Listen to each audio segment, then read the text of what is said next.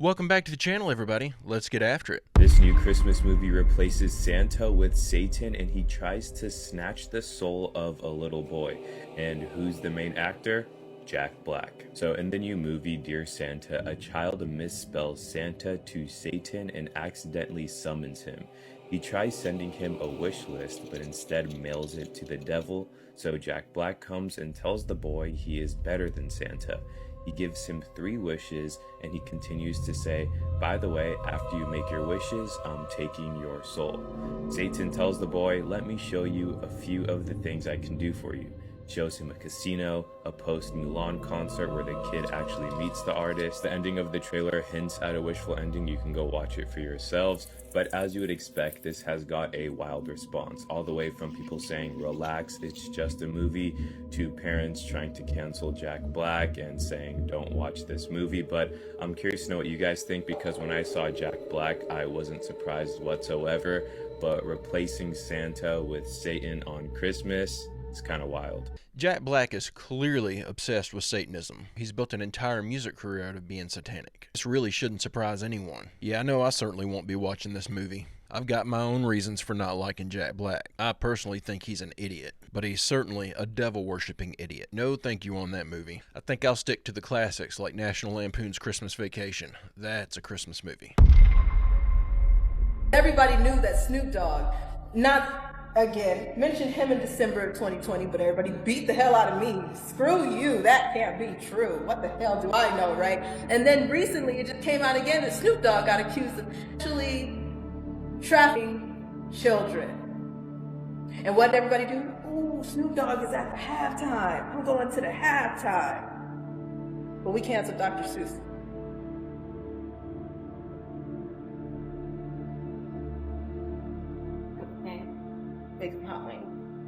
What a great point. We canceled Dr. Seuss and all these men from days of old whose only crime was partaking in the culture of their day, and we're letting people like this off the hook, allowing them to continue to live in the limelight like they have no skeletons in their closet. It's disgusting to me what society as a whole has decided to overcorrect on, when stuff like this doesn't even get addressed. Just to clarify though, that's if these accusations are true. There's accusations being thrown everywhere these days, and I just feel like it would be too unrealistic for everything that's being said out there to be true. Surely not everybody was doing something heinous. But this is Hollywood we're talking about, so who knows? This is the Man PNC. Now this was released on the dark web a while ago. And it was produced in Japan.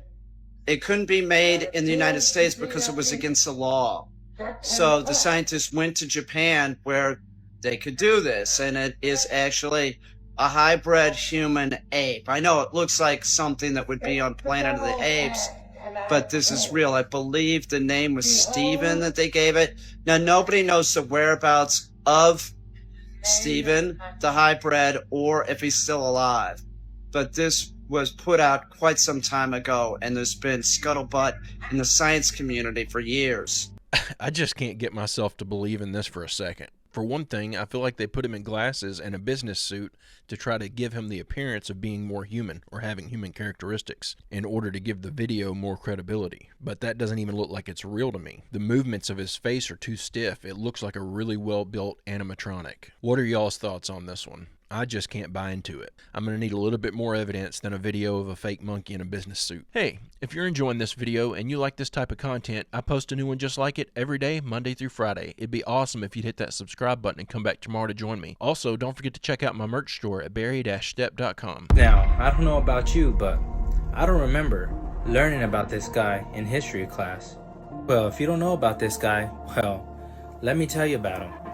This is Auguste Piccard. He was a Swiss physicist, inventor, and explorer. He was also known for his record-breaking hydrogen balloon flights, in which he studied the Earth's atmosphere.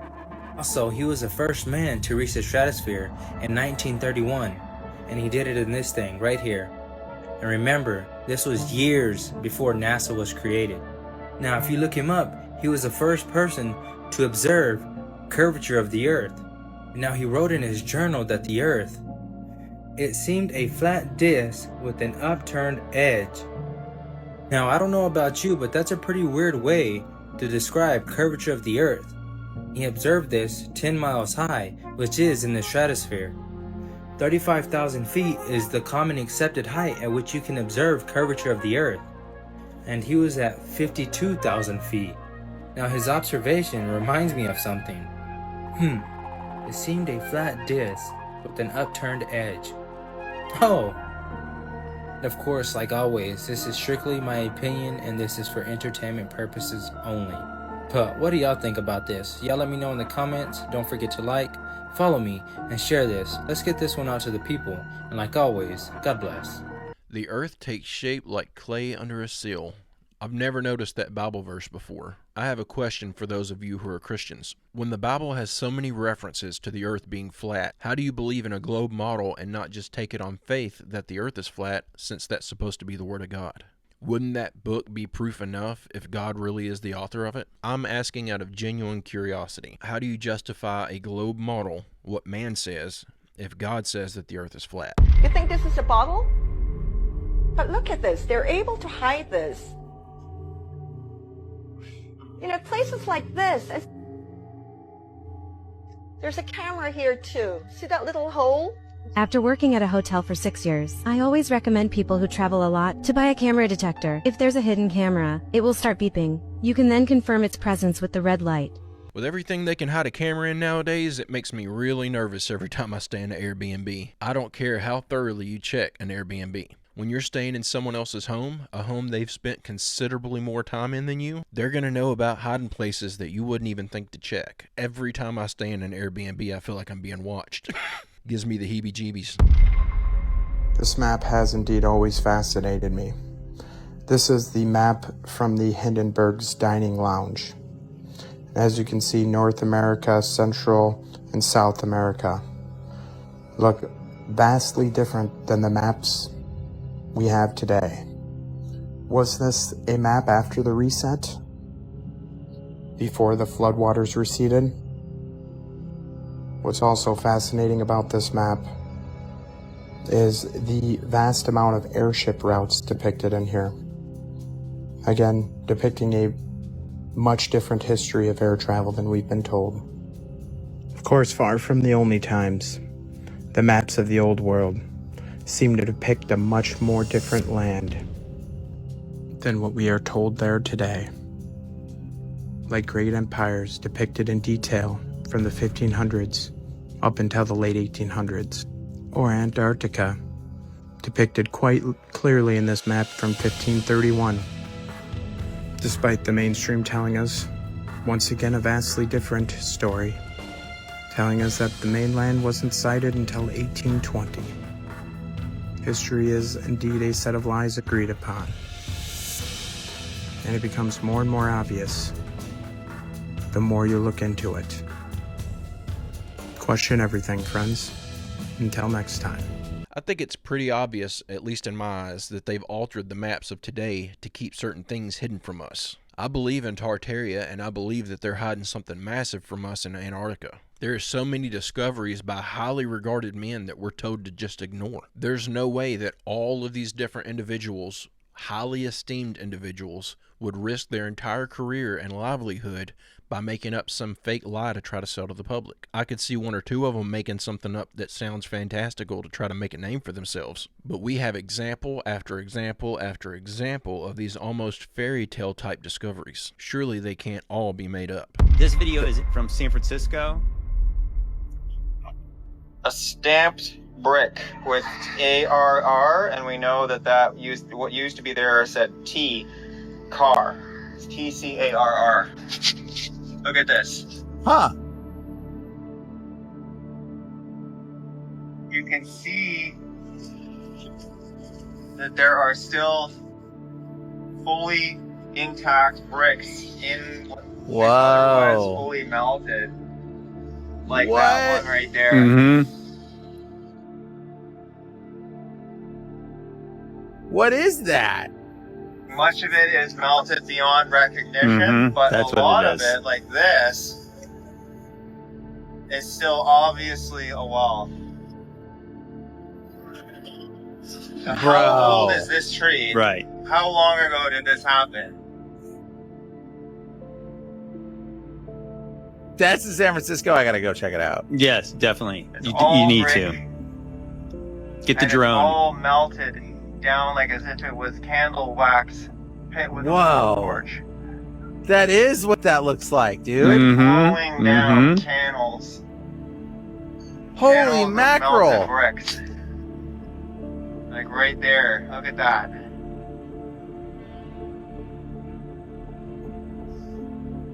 Still bricks sitting there, and that's the same kind of brick that this is. That's stamped. This is the evidence because there is a case of partial preservation of what was there. You know, because if you didn't find the bricks, you didn't see the little details of bricks in there, somebody would just say, oh, well, wind and water did this over 1 million years, right? They would say, oh, it was 15 billion years caused rocks to look like this. No, it took about probably 10 seconds of like the hottest thing you could possibly imagine, just burning something, and it literally melted like a candle melts. That's what you see there.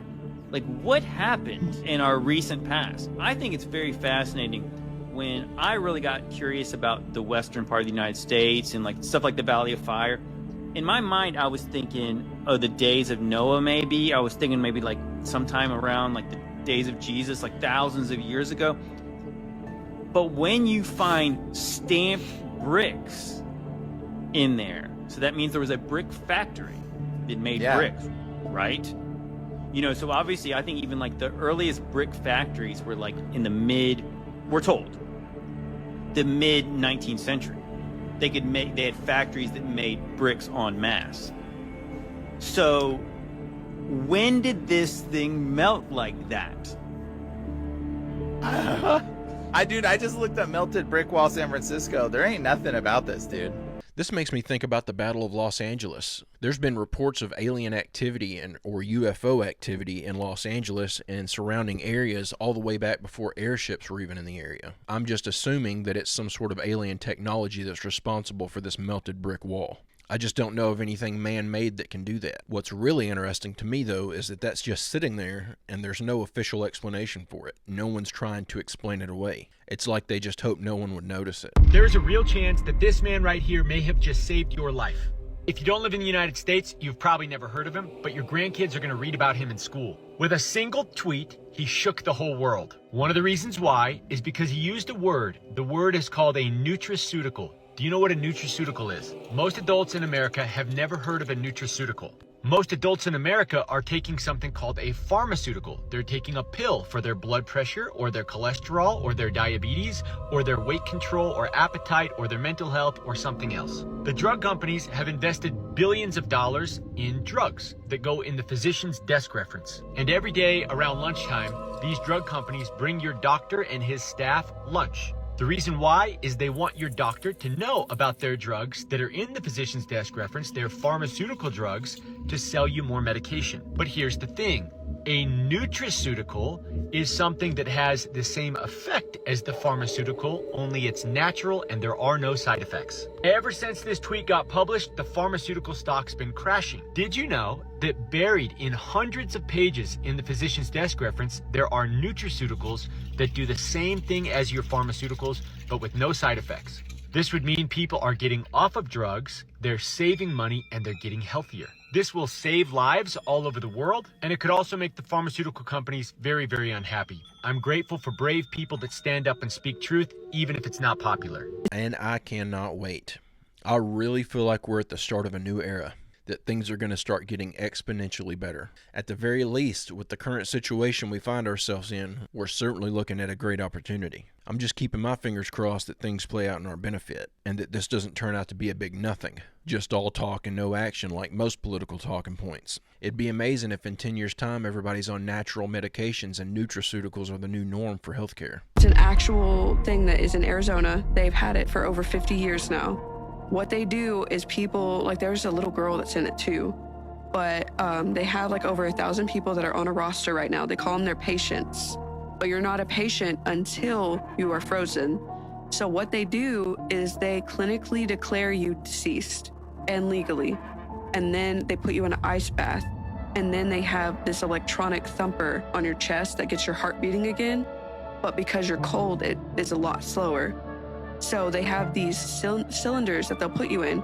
So it depends on if you want to be like a neuro patient or if you want to be like a full body patient.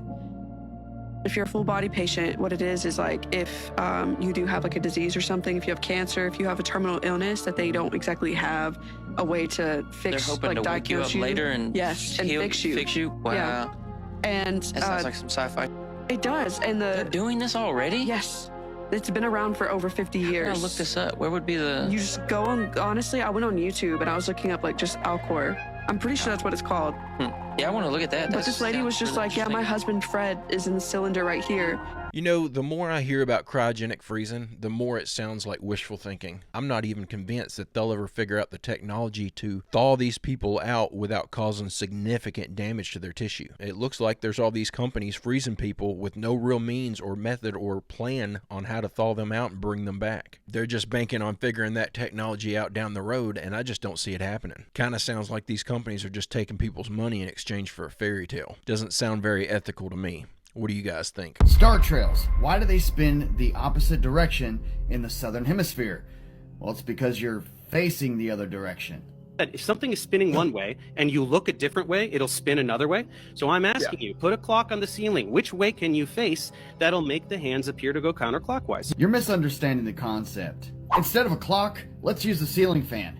Now wait, is that to scale? Is that the size of the entire sky? No. And this still isn't small enough, but it'll work. If you had a ceiling fan the size of your entire room and you stood right in the middle of the fan blades as the equator and looked toward the center of that fan, you would see the blades moving from left to right over your head. And if you turn around, the fan blades are now going over your head from right to left. Did they change direction? Now imagine that fan being even bigger and you being even smaller. You experience reality non-Euclidean. You see in hyperbolic space. All stars move from east to west. They rotate all around this flat Earth. So it depends on where you're standing and where you're facing as to which way they look like they're rotating. Oh, and Professor Dave, we all know how that debate ended. At the start of the show, I did a poll. Just so it's with about 3,000 votes, it's 65% Globe Gang, 35% Flat Friend, which I thought I'm going to run it again at the end because I thought, you know, this would be fun and a fun experience. Well, nobody's going to change their mind here. All right, here's a new poll. Who won? The poll currently sits at, with 1,000 votes, 61% of people have been converted to the flat Earth. 61% of the people in the YouTube poll have been converted to flat Earth, when it was like 65-35 in favor of sphere Earth earlier. So, I mean, did flat Earth win?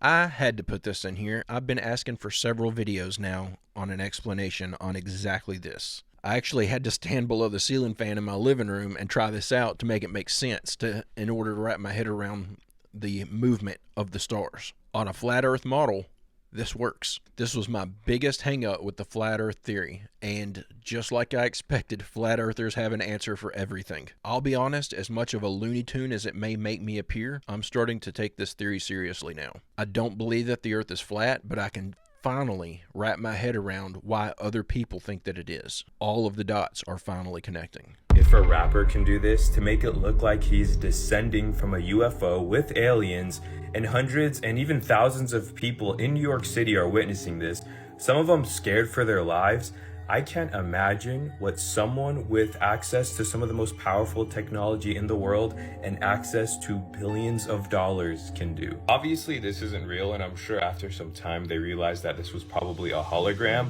but this is just Lil Uzi Vertical, a rapper, doing a promotion for his album. This is absolutely insane. It's for his album Eternal A Take Two, and it has this whole alien vibe and some weird demonic stuff going on.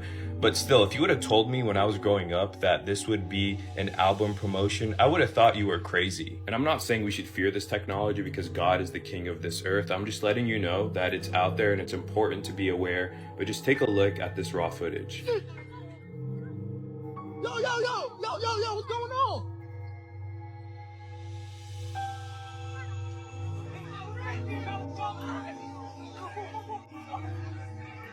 End of the world, yo. All I'm going to say about this is, with all the UFO and alien talk that's been in the media, the way they've been trying to make us panic about this stuff, this was in really poor taste. Just causing people to panic and think that the world's coming to an end so you can get more attention on your album dropping. Hilariously stupid idea. I'm curious though, how did this rapper even know about this technology? How is this dude getting access to something like this? You know that declassified CIA document that says we live in a holographic reality? That the woman's womb is a portal? That you can literally send your consciousness to anywhere, whether it's past, present, or future, through astral projection and remote viewing? Yeah, well, the reason why the CIA was looking into this, because of this man. This is Robert Monroe. My previous video was all about him. He was born in the 1900s and he was a very successful businessman. Around 30 to 40, he started having these spontaneous out-of-body experiences. They freaked him out. He thought he had brain tumors. He thought he was going crazy. Every doctor he went to said he was perfectly fine. So he used his resources to hire a team of scientists to run experiments to figure out if what he's been experiencing could be replicated. He wanted to see if they could map out and explore as much of consciousness as they could. This is Thomas Campbell, an incredibly gifted physicist who was part of Bob Monroe's team. Campbell is very famous for his works in applied physics and metaphysics. So why did he want to work with Robert Monroe? When he was in college, he had some monks that came who offered to teach people how to meditate if they brought them a piece of fruit, I believe. He had time to kill. He thought it was going to end up being a scam. He gave his banana, and it was a life-changing experience for him. Being the scientist that he is, he was trying to figure out how to explain what he experienced, and he couldn't. So he got a job and continued to meditate. One day, he heard that Bob Monroe was coming into town talking about the out-of-body experiences that he's had. He with some coworkers went to go listen to him. Monroe mentioned that he was looking for scientists so that they could test what he experienced to see if they could replicate it. Campbell was like, I'm a scientist. I'd love to work with you. But you see, Campbell was still relatively young. Monroe was looking for older scientists that had some credibility to their name, who had a track record, but none of them wanted to work with him. They all thought it was woo-woo nonsense. Campbell and a couple of other young scientists joined the team. Campbell's biggest focus was to bring scientific validation to everything that was being done. He wanted to demystify the mysticism. He wanted to use the scientific process to explain everything. So they studied it systematically. They were able to separate genuine experiences from anecdotal claims or misunderstandings. His book, My Big Toe, which documents the entire journey, freaking mind-blowing, guys. Freaking mind-blowing. For example, in the East, they talk about these sacred mantras, sacred words that if you repeat can take you to higher states of consciousness. They found through testing is that it's not specific word, but rather the tone, the vibration that it carries. I believe in the book he says you could even say something like Abba Bardi Dum, and just repeat that. You can achieve the same thing. It honestly is one of the most fascinating books I've ever read. It bridges the gap between science and spirituality so well. It doesn't stop there. He describes his journey of being able to access higher states of consciousness and the interdimensional beings that live in a higher vibration than we do, spiritual guides, if you will, he met in the teachings he got along the way. You know how there's a declassified CIA document that maps out the Galactic Federation? Yeah, well, some people have experience with it. Craziest thing too is you only have access to it if they let you have access. He described one journey where he was meditating and basically there were two beings. They're like, hey man, you're where you need to be with your progress. You can't do this anymore. And he's like, the door was sealed. He wasn't able to access those states of consciousness for 20 years until someone reopened it. The reason why he called the book My Big Toe is because these are the things that he has learned through experience. And his only objective is to lay out the information so that other people can gain knowledge through experience, which of course experience is the greatest teacher. So what does Thomas Campbell say that this life is? Oh, he says it's a simulation. Yeah, he says we're in a holographic reality that is a projection of consciousness that you are both a creator and participant in. You ever had that experience where you're like, man, this doesn't even feel real? Thomas Campbell has something to say about that. Have any of you watched that episode of the Sean Ryan podcast where he has that lady on who's a remote viewer and he asks her if she's ever looked into the crucifixion of Jesus? And she just sits there quietly refusing to answer? There is certainly something to the idea of remote viewing. I'm completely convinced of that. I just don't know how effective it is. If I could do anything in regards to astral projection or remote viewing or any of that stuff, I would want to be able to remote view and look at things in history. I just wonder why someone who's really, really good at this stuff doesn't go back and look at how the pyramids were constructed and then write a book about it. The simple fact that that hasn't happened yet gives me serious reservations about how effective remote viewing is. this. I just don't know how well it works. There's some really interesting research that we can plant false memories in the brain. What? Seeing that person commit the crime, even though that person's utterly innocent, that it becomes a planted memory. Did we just figure out who's behind the Mandela effect? I found this really strange article, and it's pretty old. They say it's pretty easy to distort memories through programming, but they can actually implant memories. They did a study where 70% of the subjects had thought they actually committed a crime when they didn't. It also says this study is 100 years old. Check this out. There was a case of a woman found unalived in Chicago, and this farmer's son was questioned by the police in such a way that it made him believe he committed the crime even though he had a perfect alibi. Although everyone knew of the alibi, he continuously confessed to it, and, well, a week later, read the bottom. Are you kidding me? So is the Mandela effect the testing of... We can plant false memories in the brain. And if they can do that, what else could they possibly do? And in a different context, one of the emerging areas that's really interesting in law neuroscience is pain detection. And once we understand the circuitries that cause pain, I guess the question is, could we then instill pain and use that in many coercive measures in the legal system as well? Oh, and when it comes to this Mandela effect, the cornucopia on the Fruit of the Loom logo, I specifically remember my mother telling me what a cornucopia was. Put in the comments if you have the same memory. Could the Mandela effect be a worldwide testing of this false memory implanting? This video is for entertainment purposes only. And in fact, I'm just making stuff up. This is all lies. The World Economic Forum never said any of that.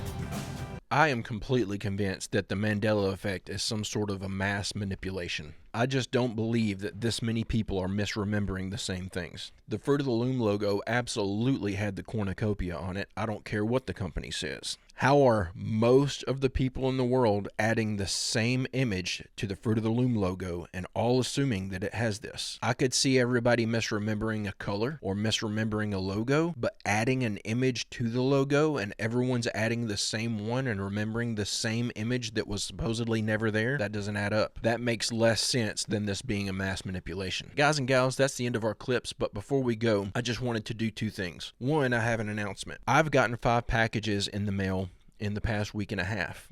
Out of those 5 packages, all but one of those packages were from someone wanting me to promote their business on my YouTube page. I don't know these businesses personally. I do not know how reputable they are. I don't know if I sit here and promote them, if I'm promoting something that's a legitimate business, or if I'm directing people into a scam. So for that reason, if you send me anything in the future that has a business attached to it, I will not be opening it on the channel. I just feel like it's too much risk involved. That being said, the one package that I got that wasn't from a business, I'm going to open now, and it is from a gentleman named John Johnson. And John sent me a DVD, The Case for Christ. I've actually not seen this. I'm familiar with the movie as far as what it's about, but I've never watched it. And he sent a note here that says, "The main character reminds me of you. Keep searching for the truth. John Johnson." I will absolutely watch this, and I think that is so cool that you found a movie of someone looking for Jesus, looking for the truth and religion, and that they reminded you of me. That is awesome. Thank you so much for sending that. I'm absolutely going to check it out. I'm absolutely searching for The Case for Christ. But guys and gals, I'm going to go ahead and end the video right there. I hope you enjoyed these clips we watched together today. I'll be back tomorrow with another video. I hope you come back to join me. Don't forget to check out my merch store if you'd like to order yourself a shirt, a hat, or a hoodie. It's at www.barry-step.com. And don't forget to post your photo of your merch over on the Discord to get your photo in a video. But with all that out of the way, I hope everyone has a great, safe, fantastic rest of your day, and I will see you all tomorrow.